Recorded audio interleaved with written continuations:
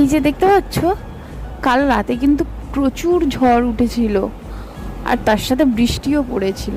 আজ সকাল থেকে নর্মাল ওয়েদার, তাই সকাল সকাল দুপুরে কি রান্না হবে সেটাই জোগাড় করতে শুরু করে দিলাম।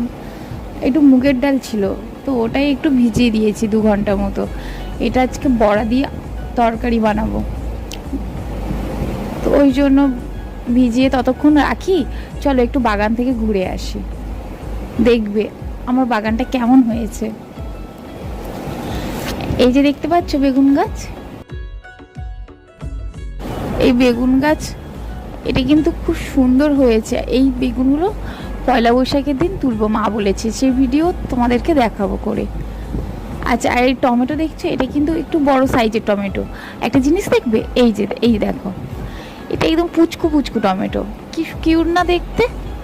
এই টমেটোগুলো না পাকলে আরও সুন্দর লাগে দেখতে, ঠিক চেরির মতো।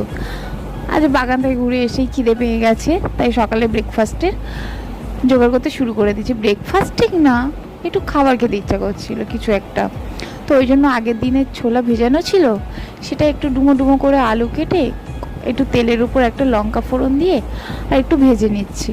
এর সাথে একটু পেঁয়াজ দিলে আরও ব্যাপারটা ভালো জমতো, কিন্তু আমাদের কদিন নিরামিষের কারণে ও পেঁয়াজ টিয়াজ খাচ্ছি না, তো এমনি এটা ভালোই লাগছিল খেতে। এটা মুড়ির সাথে ভালো করে মেখেছিলাম। আর এই লঙ্কাটা কিন্তু এটা কিন্তু আমি একদমই খাবো না, প্রচুর ঝাল। এই যে দেখো আমার মুড়ি মাখা কমপ্লিট। এই টমেটো কুচি, একটু চানাচুর, সব কিছু দিয়ে মুড়ি মেখে রেডি। এবার খেয়ে নিয়ে এবার দুপুরের রান্না কি কি রান্না হয়েছে সেটাই তোমাদের সাথে শেয়ার করব।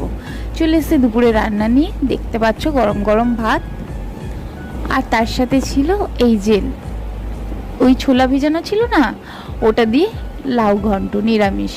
এই 5 ফোড়ন, তেজপাতা, কাঁচা লঙ্কা ফোড়ন দিয়ে আর একটু মিষ্টি দিয়ে বানানো হয়েছে, কিচ্ছু কোনো মশলা সেরকম ইউজ হয়নি, এমনি নর্মাল।